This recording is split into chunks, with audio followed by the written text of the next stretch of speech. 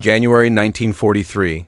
Above the steaming canopy of the Solomon Islands, the morning sky is wide and empty. At 18,000 feet, the hum of engines cuts through the tropical air. Silver wings tilt against the sun. The pilots inside them are veterans now. Many of them trained before the war, graduates of Japan's elite naval aviation program. They have fought over China. They have swept across Southeast Asia. They have shattered American defenses since December 1941. In their cockpits, confidence feels earned. The aircraft they fly, the nimble Mitsubishi A6M0, has ruled these skies for over a year. It climbs faster. It turns tighter. It has humiliated heavier American fighters again and again. Below, the jungle hides Henderson Field. Above, the zero formations circle with ease. Then, on the western horizon, dark blue shapes appear. Thicker wings, wider stance. Faster than expected. The silhouette is unfamiliar. Within months, Japanese pilots would give it a name whispered with unease. The Blue Death. But on this morning, some of them are still laughing. December 7, 1941. The Pacific War begins in smoke over Pearl Harbor. Within hours, the Imperial Japanese Navy demonstrates something the world had underestimated. The reach of carrier-based air power. 6 fleet carriers launch coordinated waves of aircraft across nearly 230 miles of ocean. Torpedo bombers strike battleships at anchor. Dive bombers cripple airfields. Fighters sweep aside resistance. It is not only a tactical success. It is proof of doctrine. In the months that follow, Japanese naval aviation moves with speed and precision. The Philippines fall, Malaya collapses, Singapore surrenders. The Dutch East Indies are seized. In the air above these battlefields, one aircraft becomes a symbol of dominance, the Mitsubishi A6M0. The Zero is unlike anything the Allies have fielded in large numbers. It is light, it is agile. It can outturn nearly every opponent it encounters in 1941 and early 1942, with long range and experienced pilots. Escorts bombers deep into enemy territory. American, British, Dutch, and Australian pilots learn quickly that traditional dogfighting tactics are deadly mistakes. The Zero's advantage is not only mechanical, it is human. Japanese naval aviators before the war endure one of the most demanding flight training programs in the world. Only a small fraction graduate. Those who do accumulate extensive hours in the air before ever seeing combat. By 1941, many are seasoned professionals, some with experience over China dating back to the late 1930s. They fight in tightly coordinated formations. They are disciplined. They are confident. And confidence becomes momentum. By early 1942, Japan's outer defensive perimeter stretches across the Central and South Pacific. The next objective is strategic depth, to isolate Australia and prevent American counteroffensives from using it as a base. That is where the Solomon Islands enter the war. The Solomons are not grand cities or industrial centers. They are chains of jungle-covered islands scattered across warm seas, but geography is destiny in the Pacific. Whoever controls these islands controls airfields.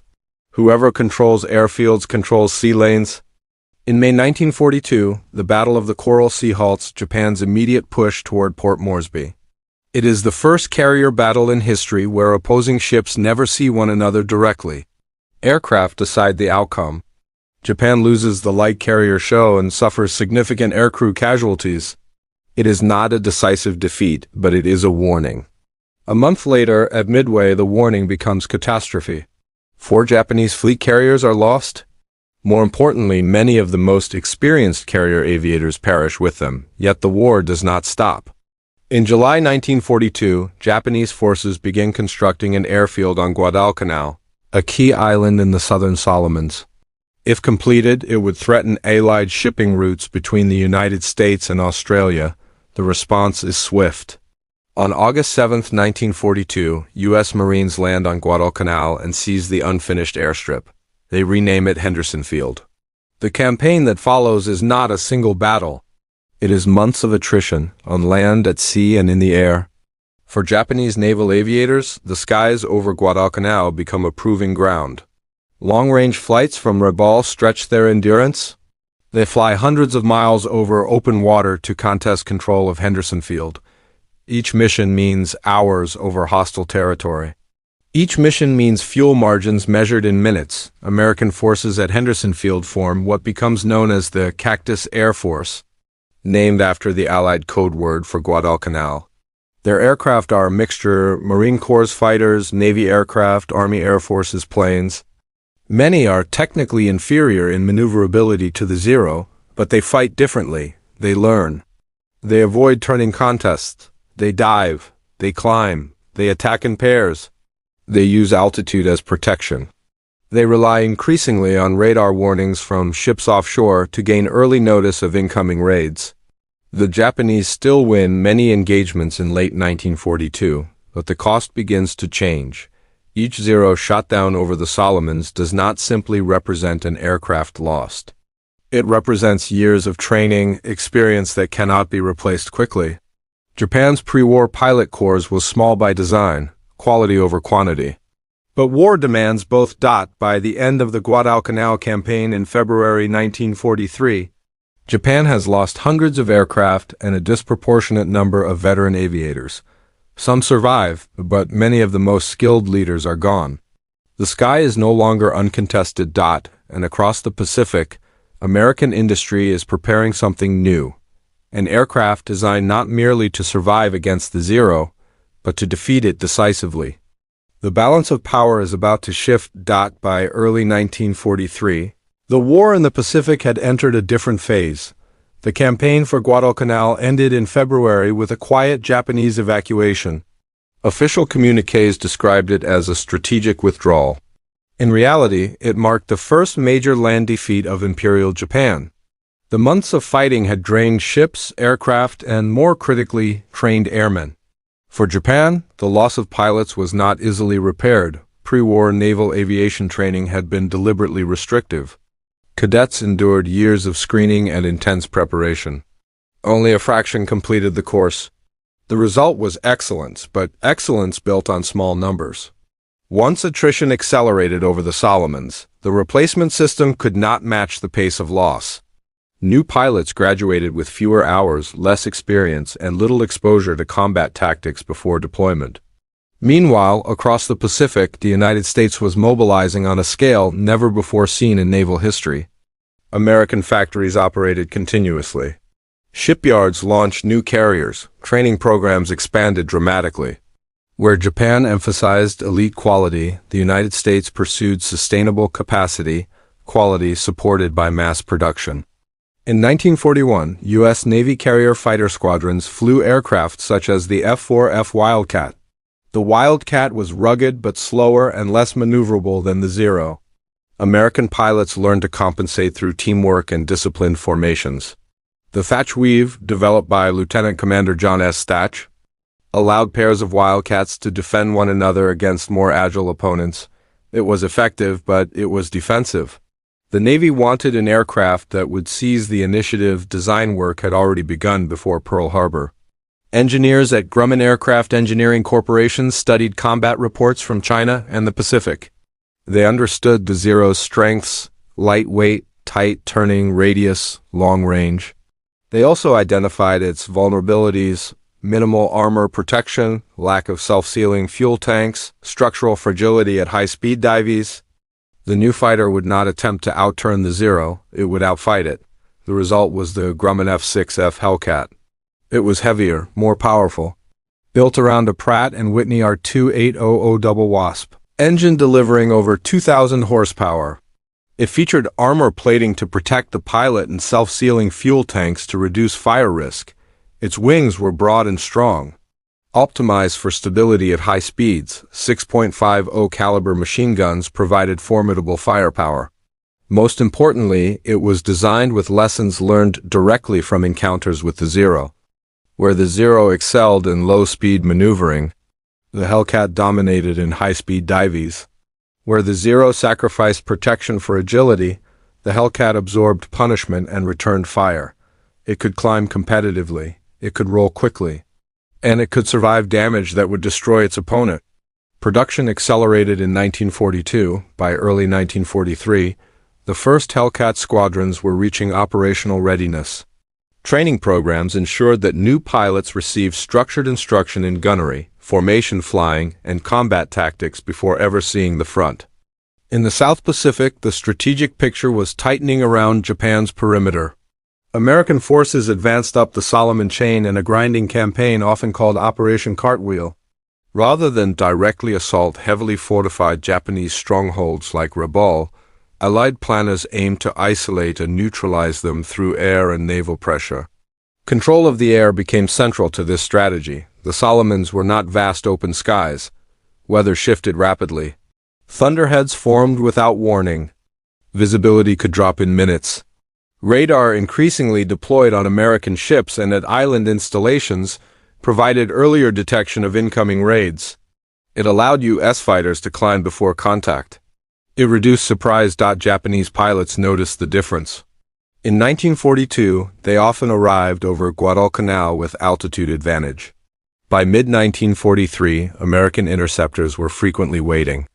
The rhythm of the air war changed from reactive defense to calculated interception. When the first Hellcats arrived in significant numbers in late summer 1943, they entered an environment already shaped by attrition and adaptation. Japanese aviators still possessed skill. Many remained veterans of earlier victories. But fatigue accumulated. Replacement pilots lacked the same precision in formation flying. Combat losses thinned experienced squadron leaders. Each mission required longer flights over contested waters. And now, over the blue expanse of the South Pacific, a new fighter climbed to meet them. Dark navy paint against bright sky, heavier silhouette. Faster in the dive, stable in the gun run. The laughter heard in early 1942 had grown quieter by 1943. The next phase would not simply test machines. It would test doctrine, endurance, and the limits of two very different industrial systems. One straining to preserve elite skill, the other producing power at a scale the Pacific had never witnessed. And in the skies above the Solomons, those systems were about to collide. Before the war, becoming a naval aviator in the Imperial Japanese Navy was an achievement reserved for the few. Training could take years. Cadets endured intense physical conditioning, academic study, and relentless flight evaluation. Washout rates were severe. Those who earned their wings formed a tightly knit corps. By 1941, many carrier pilots had accumulated hundreds of flight hours. A remarkable figure for the era. Some had combat experience over China. They knew formation discipline. They trusted their aircraft. And they trusted one another. Over the Solomon Islands, that generation began to disappear. Combat in the Solomons was not a single decisive battle. It was repetition. Long flights from Rabaul. Escort missions over Guadalcanal. Interception of American raids, weather hazards. Anti-aircraft fire, mechanical strain. And always the risk of ditching hundreds of miles from base if fuel ran low. Each loss carried disproportionate weight. Japan's pre-war system had prioritized quality over expansion. There was no deep reserve of trained aviators waiting behind the front lines. Replacement programs accelerated after 1942, but training hours were reduced. New pilots entered combat with fewer skills and less tactical flexibility. Squadron cohesion weakened. Veteran leaders were increasingly tasked with protecting inexperienced wingmen rather than pressing advantage. On the American side, a different pattern emerged. The United States expanded its pilot training pipeline dramatically after 1941. Training was standardized, hours were carefully logged. Gunnery practice was emphasized. Replacement pools were established so that squadrons could maintain operational strength. Losses were painful, but they did not hollow out the entire institutional memory of naval aviation. By mid-1943, the air war over the Solomons had become not just a contest of aircraft, but of sustainability. The veterans who once laughed in the early days of the campaign now faced an opponent that did not diminish with attrition. It multiplied. In 1941 and early 1942. American pilots who engaged the Mitsubishi A6M0 on equal terms often paid a fatal price. The Zero excelled in low-speed maneuvering combat. It could execute tight horizontal turns that few Allied fighters could match. Pilots who attempted to outturn it quickly found themselves inside its gun sights. Japanese doctrine emphasized aggressive maneuvering and close-range engagements, leveraging the aircraft's agility. But combat is a laboratory. American pilots studied wreckage. Intelligence units examined a captured Zero recovered in the Aleutians in 1942. Test flights revealed its strengths and its structural limits. At high speeds, the Zero's controls stiffened. In steep dives, its light frame struggled to withstand stress. It lacked armor to protect its pilot and fuel system. Tactics adapted accordingly. Instead of turning with the Zero, American fighters used altitude to gain speed, diving through formations and slashing attacks. They avoided prolonged turning contests. They relied on mutual support formations. The Thatch weave allowed two aircraft to cross paths defensively, covering one another's blind spots. Boom and zoom tactics, high-speed passes followed by rapid climbs, reduced exposure time. These methods did not eliminate losses, but they reduced the Zero's decisive advantage. When the Grumman F6F Hellcat entered combat in 1943, it fit naturally into this evolved doctrine. The Hellcat was not built to dance in tight circles. It was built to strike with energy. With its powerful engine, it could climb quickly to intercept.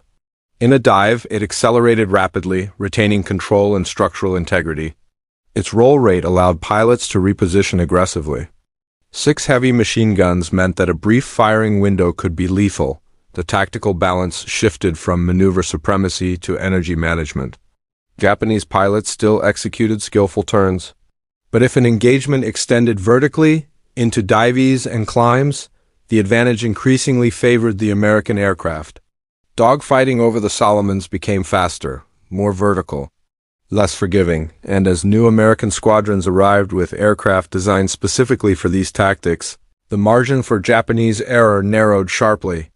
Visually, the contrast between the two fighters told its own story. The Zero was slender.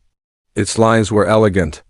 It embodied the design philosophy of minimizing weight to maximize range and agility. Early war models lacked armor plating behind the pilot's seat. Fuel tanks were not self-sealing. These choices allowed extended operational reach, a crucial advantage during Japan's early offensives, but they came at a cost. The Hellcat was broader, heavier, painted in dark navy blue that blended into Pacific skies at distance. It carried armor to shield the pilot. Its fuel tanks could seal when punctured, reducing the risk of fire. Its radial engine absorbed punishment better than liquid-cooled designs.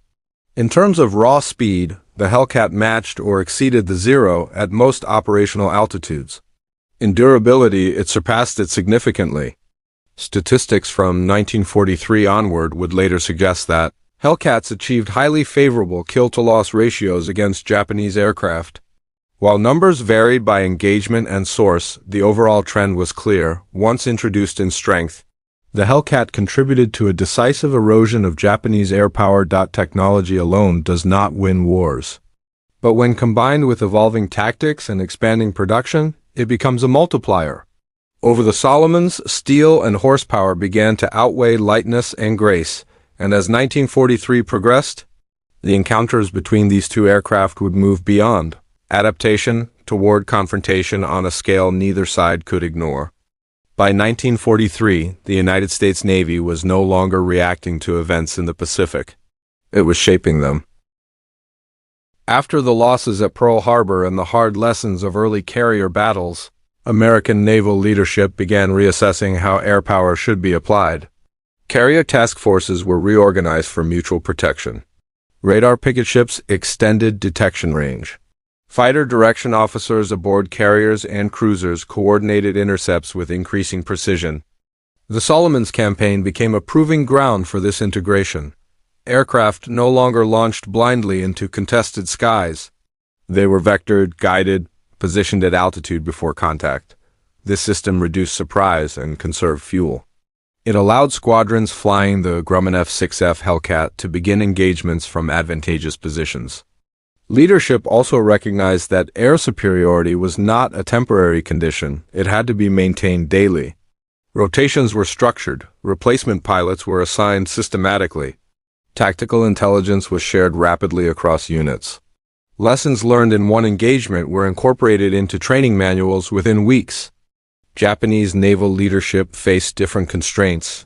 After the loss of 4 fleet carriers at Midway in June 1942, Japan struggled to rebuild carrier air groups. New carriers could be constructed, but skilled aviators required time, and time was something the Pacific War was no longer granting. Strategic planning increasingly required committing less experienced pilots to missions once flown by veterans. The doctrine that had carried Japan across Southeast Asia assumed concentrated, highly trained air groups operating offensively. By 1943, those groups were thinner. Defensive commitments expanded across a vast perimeter. Rabaul, once a powerful forward base, came under sustained Allied pressure as part of Operation Cartwheel. Leadership on both sides understood the stakes, but only one side possessed the industrial and training infrastructure to absorb losses while expanding strength.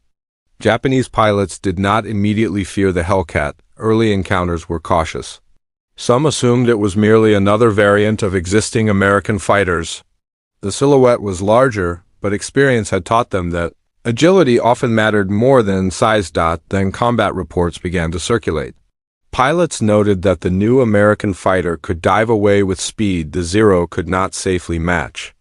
They observed that hits which might ignite a Zero did not always bring down the darker blue aircraft. Gunfire from the Hellcat was heavy, concentrated, and often decisive. Engagements that might previously have favored Japanese maneuvering skill now became uncertain. The psychological shift was subtle at first. Veteran aviators, trained to press advantage aggressively, found their targets breaking away vertically rather than turning defensively. Attempts to pursue in steep dives risked structural strain. Fuel calculations grew tighter during extended dogfights. Encounters increasingly ended with Japanese aircraft failing to return.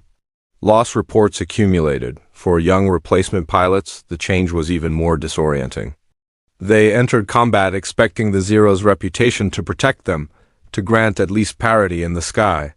Instead, they met opponents flying aircraft specifically designed to counter theirs, guided by radar control and often operating in larger coordinated formations. The term Blue Death did not emerge from official communiques. It circulated informally among airmen. It reflected not myth, but pattern recognition. When a new machine repeatedly appears in after-action reports, when squadrons shrink after encounters with it, pilots notice. Confidence does not vanish overnight, but it erodes. And in aerial warfare, hesitation can be fatal. While dogfights raged above the Solomon Islands, a different battle unfolded thousands of miles away, in American factories. The United States entered the war with enormous industrial capacity. By 1943, that capacity was fully mobilized. Aircraft production soared. Shipyards launched new fleet and escort carriers at unprecedented rates.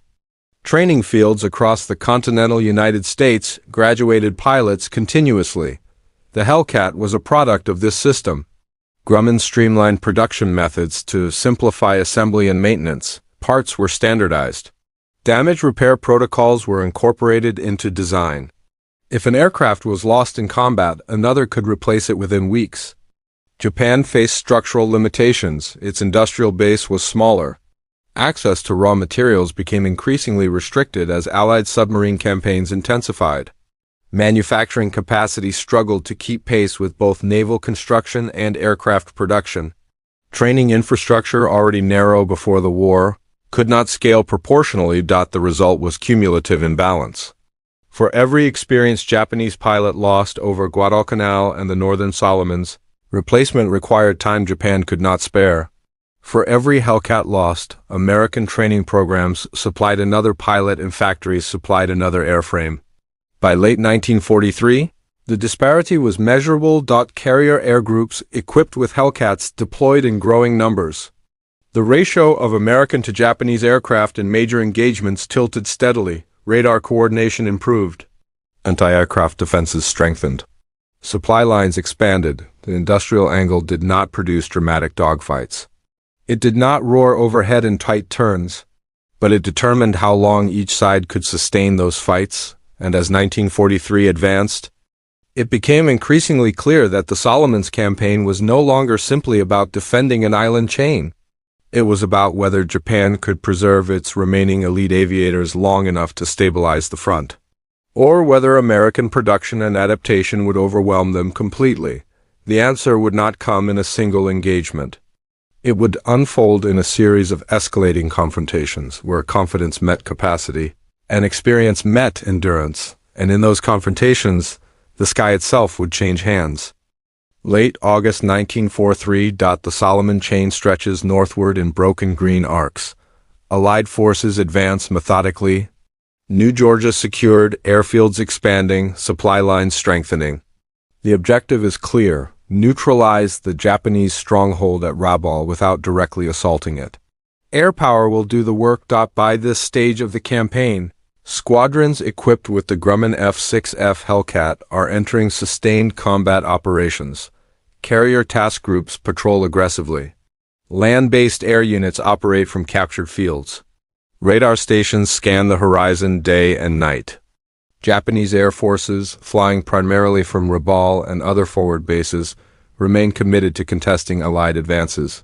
The Zero still forms the backbone of their fighter strength, but its pilots are no longer exclusively veterans of 1941.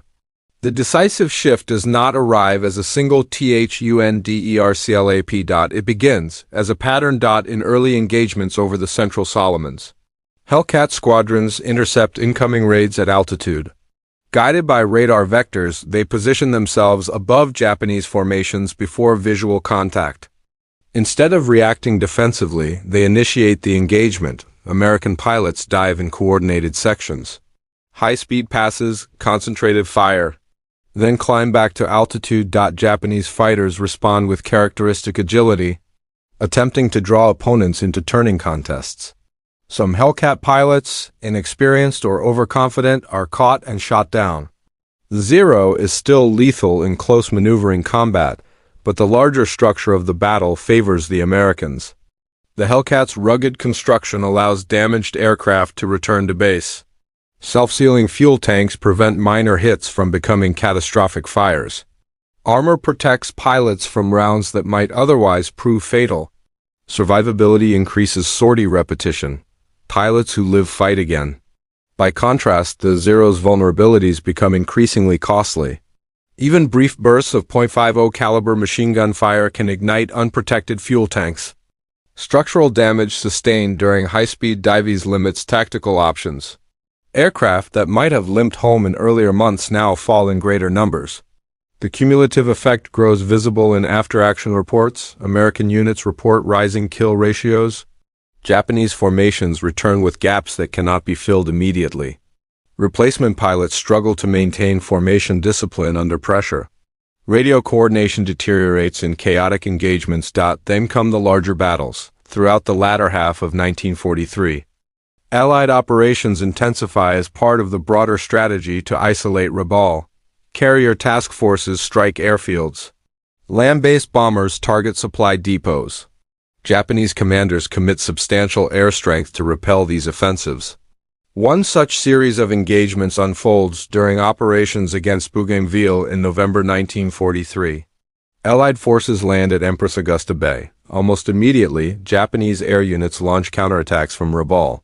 Waves of bombers escorted by fighters approach Allied naval forces offshore, but this time the defenders are not surprised. Radar detects incoming formations long before visual contact. Hellcats launch and climb. They assemble into layered intercept patterns. When contact is made, it is decisive. American pilots attack from superior altitude. Dive speed translates into firing advantage. Bombers attempting to press through defensive screens are disrupted before reaching release points. Escorting Zeros engage aggressively, but many are forced downward or separated from their charges. Combat reports from these engagements reveal a consistent trend. American fighters inflict heavy losses while sustaining comparatively lighter casualties. It is not that Japanese pilots have forgotten how to fight. It is that the margin for error has vanished. By late 1943, U.S. Navy Hellcat squadrons operating in the South Pacific and Central Pacific begin to establish what historians would later describe as overwhelming air superiority in contested sectors. The psychological effect is profound. Japanese air units dispatched to contest landings increasingly encounter well-coordinated interception rather than scattered resistance. The expectation of dominance, ingrained during the first months of the war, no longer aligns with battlefield reality. For American pilots, confidence grows. They trust their aircraft's durability. They trust radar control. They trust that reinforcements and replacement airframes will arrive if losses occur. Their operations become more aggressive. Strike packages expand. Escort missions penetrate deeper for Japanese pilots. Each mission becomes riskier. Fuel margins remain tight. Replacement aircraft may lack refinement. Squadron leaders shoulder the burden of guiding inexperienced wingmen. Through engagements that unfold faster and more vertically than before, the sky over the Solomons, once defined by graceful horizontal duels, now fills with steep dives, high-speed passes, and rolling climbs. Energy replaces elegance. And as the year draws toward its close, the balance that once favored Japan tilts unmistakably. The Blue Death is no longer an unfamiliar silhouette. It is a recurring presence, but the turning point is not yet complete. The full collapse of Japanese aerial dominance will require confrontation on an even larger scale, one where numbers, training, and technology converge simultaneously. And that confrontation is coming. November 1943. The campaign to isolate Rabaul intensifies. Allied planners understand that the Japanese stronghold on New Britain cannot be ignored. It must be neutralized from the air. The solution is sustained pressure. Carrier strikes combined with land-based bombers advancing up the Solomon chain. By now, the Grumman F6F Hellcat is no longer an experimental presence. It equips multiple fleet carrier air groups. Pilots are trained specifically to exploit its strengths. Speed in the dive, durability under fire, and coordinated high-altitude interception. Between November 5th and November 11th, 1943, American carrier task forces launch a series of major air assaults against Japanese shipping and airfields at Rabaul. The Japanese respond, dozens of fighters, primarily Mitsubishi A6M0 variants, rise to intercept incoming American strike packages. Many of the pilots flying them are no longer the elite cadre of 1941. Some are newly trained. Some have minimal combat exposure. They are tasked with defending one of Japan's most critical forward bases. The encounters unfold in layers. American bombers approach under escort. Radar direction officers guide Hellcats into position before the Japanese formations fully assemble. Instead of chaotic dogfights, engagements increasingly begin with altitude advantage already secured. Hellcats dive in coordinated sections. 6.50 caliber guns open fire in concentrated bursts. Japanese aircraft attempting to turn tightly to evade find themselves vulnerable during the initial merge. Some Zeros still manage to force close engagements where their maneuverability remains dangerous, but the American pilots are disciplined. They break off vertically rather than commit to prolonged horizontal contests. Reports from these Rabaul strikes describe intense air combat, dozens of aircraft twisting through tropical skies. Yet by the end of the engagements, the loss ratios reveal a widening gap. Japanese aircraft fall in significant numbers. American losses, while real, are proportionally smaller. The decisive element is not a single duel. It is cumulative attrition. Every experienced Japanese pilot shot down near Rabaul represents years of training erased in seconds. Rescue is uncertain. Long flights over water leave little margin for emergency landings. Many do not return. Meanwhile, American carrier decks continue launching sorties. Replacement aircraft stand ready. Damaged Hellcats, scarred but intact, are repaired and returned to service. The shift becomes undeniable during sustained operations. Supporting the Bougainville landings and the ongoing isolation of Rabaul, Japanese air commanders attempt repeated counterstrikes. They mass available aircraft. They launch from multiple bases. But coordination suffers. Fuel constraints limit loiter time. Radar-guided interceptions break up formations before they reach their targets. Hellcat squadrons begin to record striking kill tallies. Historians later document that the Hellcat would achieve one of the highest kill-to-loss ratios of any U.S. Navy fighter in the war, ultimately accounting for more than 5,000 enemy aircraft destroyed across all theaters. While not all of these victories occurred over the Solomons, the campaign played a central role in proving the aircraft's dominance. For Japanese aviators in late 1943, the psychological weight deepens. The Zero is still agile. It is still capable in skilled hands, but the strategic environment that once amplified its strengths has changed. Radar denies surprise. Vertical tactics deny turning supremacy. Industrial production denies recovery from losses. In cockpit after cockpit, pilots confront a reality that differs sharply from the early months of the war. The skies are no longer theirs. By early 1944, the consequences of the Solomons campaign extend beyond a single island chain. The degradation of Japan's naval air arm becomes systemic. Units redeployed to other sectors carry the scars of attrition suffered here. Replacement training programs struggle to compensate for the loss of seasoned instructors. The laughter that once accompanied confident sweeps over contested islands fades into disciplined silence. There is no single recorded moment when a Japanese pilot declares defeat in the air over the Solomons. Instead, the turning point is measured statistically in shrinking squadron rosters, in rising American sortie rates. In the steady disappearance of veteran names from unit logs, the Blue Death becomes less a nickname and more a symbol of transformation. A symbol of how quickly air superiority can collapse when technology, doctrine, and industry align against it. By the end of 1943, the outcome is no longer in doubt.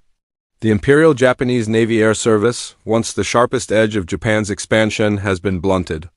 And the consequences of that blunting will ripple outward into fleet battles, amphibious assaults, and the final phases of the Pacific War. The skies over the Solomon Islands have changed hands. Now the ground and sea will feel the impact.